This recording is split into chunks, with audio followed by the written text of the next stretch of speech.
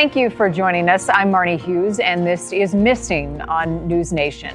Each week, we cover missing person cases from across the country, no matter their race, religion, background, or circumstances. We believe every single missing person matters, and many of the cases we cover come from you. This week's case takes us to Texas and the search for a mother of three. In a moment, we're going to take a closer look at the disappearance of Bianca Carrasco. Her sister will be joining us to talk more about the investigation, and a former FBI agent will also be with us who has been looking into this case. First, we have a few other cases we'd like to update you on this week, beginning with the mother of Madalena Cojacara. She has pleaded guilty of not reporting her daughter missing. Madalena vanished around Thanksgiving 2022. This is a case we have covered extensively. Madalena was last seen publicly getting off of a school bus in Cornelius, North Carolina, about 20 miles north of Charlotte. Diana Cojacara and Christopher Palmeter, Madalena's stepfather, are awaiting trial on charges of failing to report her missing. According to the county judge, because Diana Cojacara is not a U.S. citizen and has now pleaded guilty to a felony, she will likely be deported. Madalena was just 11 years old at the time of her disappearance. Footage from December 2022 shows a young girl with a man in Sugar Mountain, North Carolina. Police say the footage was consistent with the appearance of Madalena and her only known blood relative in the U.S. However, to this day, investigators have not been able to confirm where this little girl is.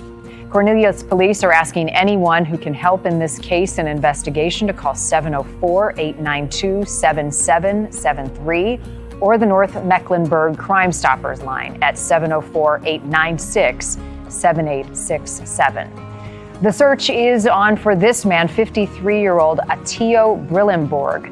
He was last seen in Malibu Saturday, May 18th. According to the Daily Beast, Brillenborg's father, who shares the same name, is the stepfather of Princess Tatiana of Greece and Denmark.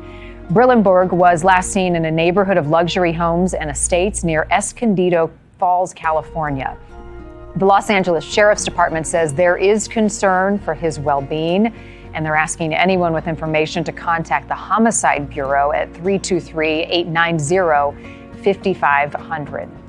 More than 10,000 of you have watched our story on Julie Vessigault online. Julie is an aviation enthusiast who left her apartment in January, never to be seen again. Julie was living in Elk Grove, California at the time of her disappearance, and although she was having some struggles, I spoke with her sister and a friend who say they do not believe that Julie would have left without telling them where she was going. Based on the things that I know of her, I've known her nearly 20 years, and she always reached out on a post stating that she needed a hug or is there anyone able to talk?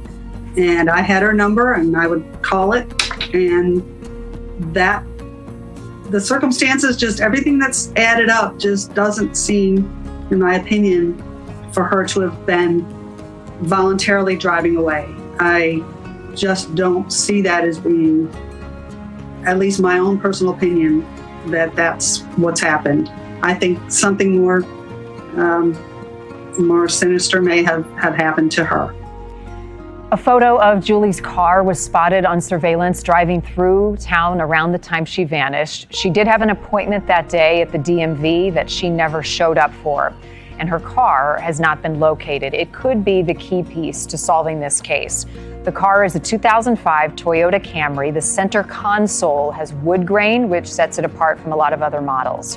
There's also minor damage on the front left bumper in the front of the driver's side of the vehicle. If you have any information that can help bring Julie home or answers to her family, contact the Elk Grove Police Department at 916-478-8299. In our missing segment this week, we take you to Texas for a case we got a lot of viewer requests to cover.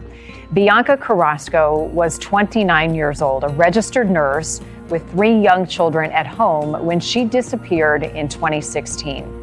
8 years later, her family says they are no closer to getting answers.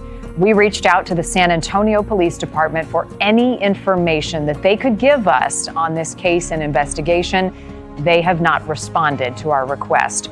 We also tried to speak with Bianca's husband, who allegedly told police that she took off one night after an argument. That story has never sat well with Bianca's friends and family, who say she would never have abandoned her kids.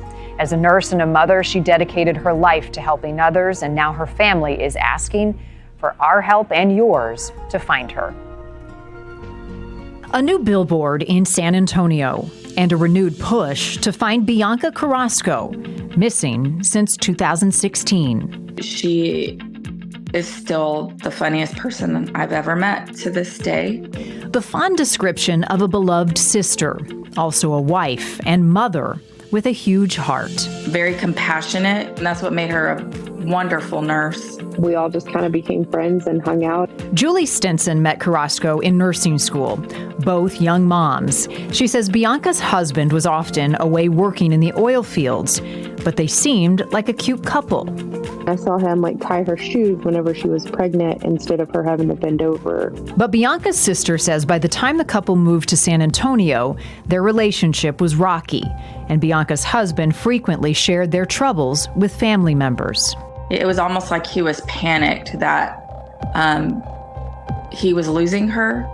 Bianca, meanwhile, was said to be confiding to coworkers about an affair she'd had and her husband's reaction when he found out. She was sharing a lot with her coworkers about what was going on, and they actually knew a lot more than I did. They said she even joked as she left work the Friday before she disappeared. Well, if I go missing, you know what happened to me. Jovanna says that Sunday she spoke to her sister around 2 p.m. and offered to come take the kids to get them away from the fighting. She told me, no, it was okay. It'll be okay. We're gonna get a divorce. Bianca seemed calm, but the next day, no response to Jovanna's repeated messages. My phone was very quiet, so I hadn't heard from her, and I hadn't heard from him. Around 4 p.m, she reached Bianca's husband. He said, yeah, we got into a big fight last night and she left. She says he told her Bianca had left their San Antonio home on foot, and he passed her a short time later when he left for work, taking their youngest child, but leaving their 9-year-old and 10-year-old home alone. Jovanna says his calm answer was a red flag. For weeks, he had been contacting anybody who would listen. And then all of a sudden, Monday, I get a hold of him and he's calm and has no concern about where she's at. That doesn't add up to me. Bianca's sister filed a missing person report with San Antonio police. It says Bianca's husband told them Bianca had an affair and also gave back her wedding ring, suggesting that's why she left. He says that Bianca took off walking down the street and that he passed her. She's not going to just leave the kids in bed by themselves and take off walking anywhere. Stinson began analyzing Bianca and her husband's phone records from that night, noting her last activity at 8:08 when she arrived home. She sent out a text message. Then there's no activity on either phone until 10:22. When he makes his first phone call, and her phone is turned off at 10:22 as well and never turned back on. To this day, her disappearance remains unsolved. The group, Project Abstensis, made up of former law enforcement, is now posting about the case. And they've sent messages to Bianca's husband on TikTok. We would love to give you a polygraph test. We would love to clear you. And since there's been little to no progress on this case, it's frustrating. Bianca's family and friends are hoping the renewed focus on the case will bring answers, especially for her children. She didn't just take off and never think about them again and leave them. She didn't. And I want them to know that more than anything. And again, we have reached out to San Antonio police. We have a lot of questions about this case, but we have not yet heard back about the investigation. It's been 8 years. Joining me now is Jovanna Burney, Bianca's sister. Thank you so much for being here. 8 years is a long time without your sister. How are you holding up? It's hard to watch. It's frustrating. I know you thought you'd be a lot further along in this case and that you'd have her home by now. Tell me what's going on with police. We're not getting a response from them. Are they communicating with you all? They're not. I don't hear much. I feel like I get blown off a lot as a sister. It's just been frustrating. Do you feel like you know anything more now, Jovanna, than you did 8 years ago when you filed the missing persons report? Have any of the pieces of the puzzle fallen into place? I feel like there's a lot of details that were there in the very beginning that I didn't share out. I didn't share with the media. I tried to protect the case for the police.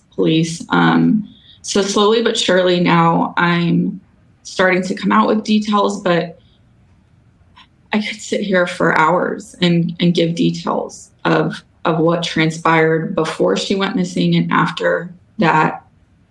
There just needs to be some questions answered. Yeah. Well, what can you and what are you comfortable sharing about those details now, 8 years later? What do you want people who are watching this case to know?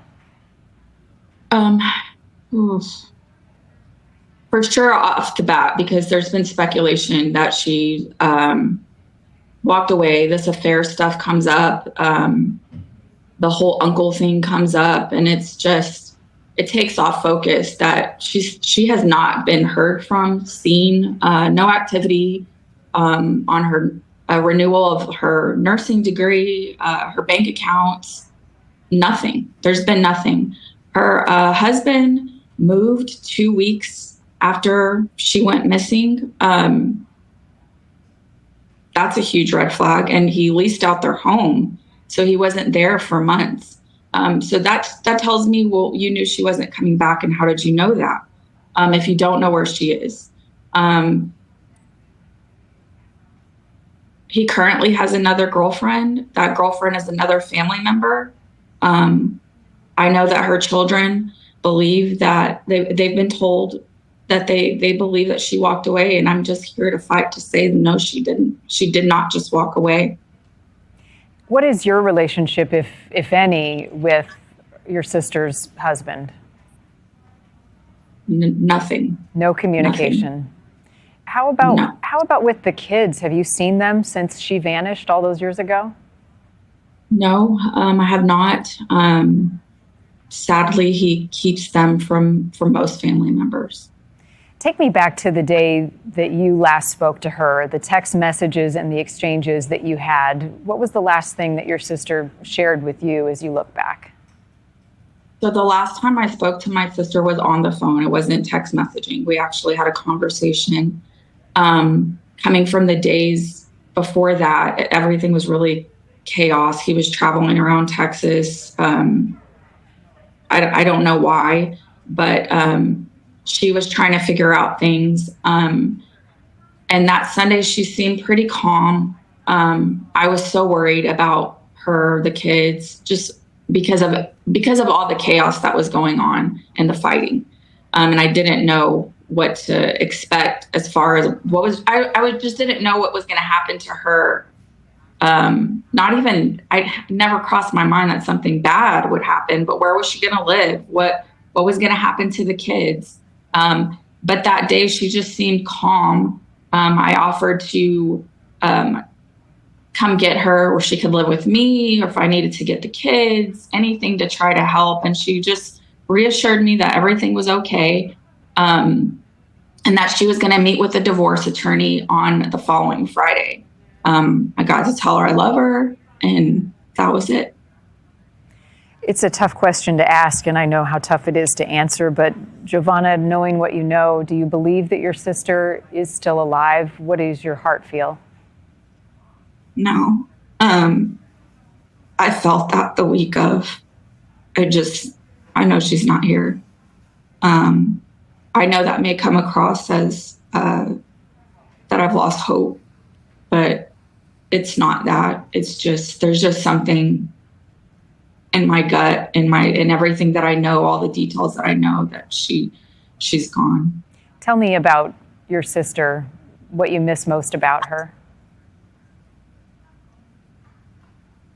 really, I say this a lot, but really her humor, especially with difficult things. And obviously this is extremely difficult, but she would have been making me laugh somehow. She just did that to everyone, and she just loved so hard. If you knew her and she was you were in her circle, she just loved really hard and would do anything for anyone. She would give them the shirt off her back. She tried really hard to overcome a lot of childhood trauma, just a lot of things going against her. And I really hope and pray that eventually the kids get to learn that about her. I know your heart is broken. I know you miss your sister dearly. Thank you for giving us some of your time, sharing your story with our audience. And I pray that you get the answers and the justice and the closure you and your family so deserve. Thank you. Thank you, Jovanna Burney. Joining me now is Abel Pena. He is with Project Absentis organization, a former FBI special agent. You are looking into this case as well. It breaks my heart to hear a family member feeling as though they have lost hope and they don't have answers. They've hit a dead end. Where do you all come in on a case like this? So Jovanna reached out to us. I think she told us about her frustrations with what was happening, or maybe a lack of what was happening. And she reached out to our organization. We are comprised of retired FBI. I've got a number of other agents and retired intel personnel. And what we do is we go out and we assist, we augment kind of the police resources. And so Jovanna reached out to us. We told her we can look into it. We can try and talk to the police and work with them. And we did do that. We've talked to the police. The San Antonio Police Department has a cold case squad with only 2 detectives. And San Antonio, I believe, is the 7th largest city in the country with only 2 detectives. And so they have just an enormous amount of cases. And so we came in, we spoke to the family, spoke to Jovanna, and we offered our assistance to try and kind of determine what happened. And where did you land? What have you been able to uncover? Well, we talked to a number of people. We've talked to some of Joe Daniel Carrasco's friends, and we have yet to talk to Joe Daniel. We'd like to talk to him. We've offered, obviously, to get him in for a polygraph. I think he initially agreed to take a polygraph when he was first interviewed back 8 years ago. And we have decided just to take it upon ourselves and just readdress that with him, see if he's willing to take a polygraph. I've got a staff that can do it. It shouldn't take that long. And if he's willing to sit with us and talk to us, I mean, the polygraph offers just a number of ways to either determine whether he was involved or exonerate him almost completely. And has he been receptive? Has there been any response to that invitation? There's been no response at all. And I know reading between the lines is something that you do as a detective with your experience in the FBI. Where does that leave you in an investigation such as this? Well, we're still digging. We're still going to talk to more people. And we hope to, get at least convince Joe Daniel that here's an opportunity to be polygraphed. We can assess your credibility. Right now, I think a lot of folks will look at him as a primary suspect. He was the last person that Bianca saw, or that he saw. And so obviously he's a person of interest. And I think the police have indicated that they would like to talk to, or at least they would have wanted to have polygraphed him. But again, he lawyered up and decided that was probably not in his best interest at that time. 8 years have passed and his kids are getting older, and it would be maybe an opportunity for him to come forward and take that polygraph. And it doesn't mean he's innocent or guilty, but it's just a tool to assess his credibility. And those kids deserve to know more about their mom, and I'm sure they have a lot of questions. You know, Abel, as part of a law enforcement, a former member of the FBI, I understand the limitations that law enforcement have in responding to a request like ours for more information about an investigation. They have to keep a lot close to the vest, but how hard is it resource-wise to continue to look into a case like this after years have passed, and what, if anything, is happening now that would give the family hope for some answers? These are very difficult cases. It's been 8 years, and these are just extremely difficult. I think I can reassure the family that I've had conversations with the detective on the case, and they're making efforts to do everything they can. And again, I mentioned earlier about, you know, the downsizing, maybe the defunding efforts, and that the staffing of having only 2 investigators working cold cases. Maybe that's something that should be looked at as well. Maybe there should be more, because there are just a number of missing persons cases, a number of unsolved cold cases in that squad. And with only 2 detectives, it's very difficult. But we continue to talk to people. We're going to continue to make videos to try to maybe convince Joe Daniel to come forward and clear his name. Yeah. In addition to that, working with law enforcement, I mentioned a moment ago there are billboards in that community still. Finally, what role does the public play in person and on social media where we are now in watching a case like this, taking in all the information, and if they have something to share, how do they move forward? What would be your message? My message would be to, the public plays just an enormous role. There's witnesses out there. There may be another witness that could potentially break the case, and that person needs to come forward. They need to contact the San Antonio police. They can contact us, or they can reach out to us on our website if they feel uncomfortable calling the police. But primarily, they should reach out to the police, contact them, and they would obviously play. The public just plays an enormous role in missing persons cases and cold cases in general. We are all partnering together to bring closure and answers to the family. Again, the website, projectabsentis.org. That's correct. All right. Abel Pena, thank you. Jovanna Burney, appreciate both of your time on this. We'll stay in touch with both of you. Thank you so much. Several other cases that we'd like to highlight for you that we're keeping on our radar. One is Lori Page. She is 12 years old. The FBI in Jacksonville, Florida, along with the Tallahassee Police Department, need your help in trying to locate this young girl. Lori has been missing since June 3rd of 2023. According to the police, she has ties, or she may visit, Florida, Georgia, and Tennessee. The FBI is offering up to a $15,000 reward for any information that leads to her safe recovery. You can contact the FBI field office at 904-248-7000 or the Tallahassee Police Department if you have seen Lori. Patrice Smith has been missing since 2012. She was last seen leaving her sister's home in Little Rock, Arkansas on the night of March 24th, 2012. According to the Charlie Project that investigates missing cold cases nationwide, Patrice was last seen with her boyfriend, Michael Curtis Robinson. The couple had been dating only a few months and had a history of domestic violence. Smith had an order of protection against Robinson at the time. If you have information on this case, you can contact the Little Rock Police Department. There is still no sign of Caleb Harris. He's a Texas college student who vanished near the campus of Texas A&M in Corpus Christi March 4th.